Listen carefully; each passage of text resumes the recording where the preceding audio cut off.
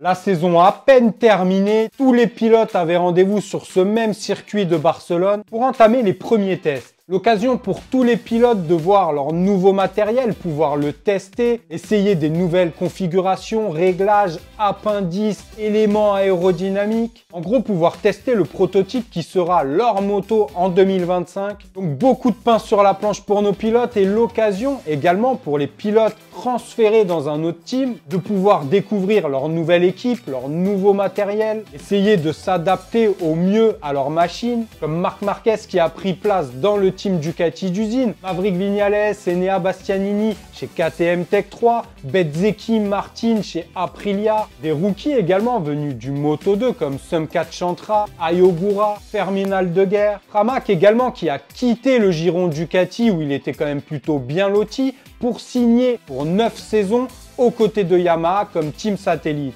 avec un Jack Miller et un Oliveira qui eux aussi ont quitté leurs constructeurs respectifs. Et d'ailleurs en parlant de Yamaha, on va revenir sur le constructeur japonais, sur les sensations de Fabio Quartararo lors de ce test. On reviendra sur ses déclarations, ses impressions, voir comment tout ça s'est passé. En tout cas, tout ça nous réserve beaucoup de spectacles, de folie, de suspense pour la saison prochaine. Je crois qu'on a tous déjà l'eau à la bouche rien que d'y penser. On voit ça de suite ensemble. N'oubliez pas de liker la vidéo, de vous abonner. On vise la barre des 10 000 abonnés. Si ce n'est pas le cas lors du début de saison 2025, je transforme cette chaîne YouTube en une chaîne de curling. Préparez le bonnet de bain et le slip. Croyez-moi, ce ne sera pas la même histoire.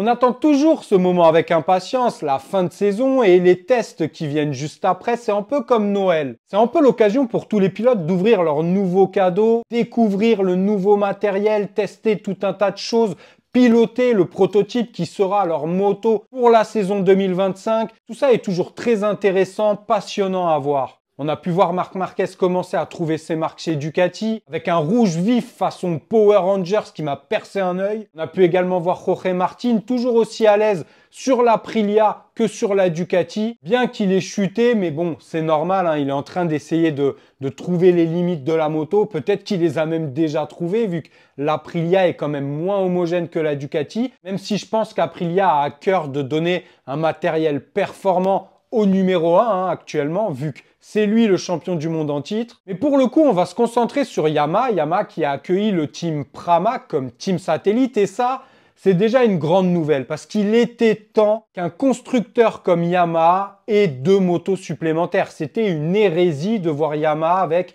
un seul team, le team d'usine et rien d'autre. Bon, il y avait bien Cal Crutchlow comme pilote-testeur, mais Cal Crutchlow ne sert plus à grand chose. En tout cas, ce team Pramac va faire grand bien. Fabio Quartararo s'en réjouit. D'ailleurs, on revient sur les sensations de Fabio Quartararo lors de ce test de Barcelone et concernant l'arrivée du team Pramac, team satellite, dans le giron Yamaha. Fabio Quartararo, il faut le préciser, qui a terminé second derrière Alex Marquez à la fin de la journée du test de Barcelone. Ce n'est qu'un test, mais c'est très agréable de voir son nom à la seconde position. C'est un très bon sentiment, on travaille dans la bonne direction, même si on est encore loin des meilleurs. Nous avons fait des progrès avec le nouveau châssis dans certains domaines. L'entrée en virage est la plus grande amélioration, mais nous devons encore travailler sur la sortie des virages et sur l'angle d'inclinaison pour gagner en performance. Concernant l'arrivée de Pramac, Jack Miller et Miguel Oliveira, c'est génial d'avoir 4 pilotes et 4 motos d'usine. Nous avons des pilotes venant de 2 constructeurs différents et je pense que nous avons fait des progrès aujourd'hui. J'ai parlé avec Jack Miller de ce qu'il ressentait, il n'a pas encore vraiment roulé, mais c'est important d'avoir ses retours. Cette moto a de bons points,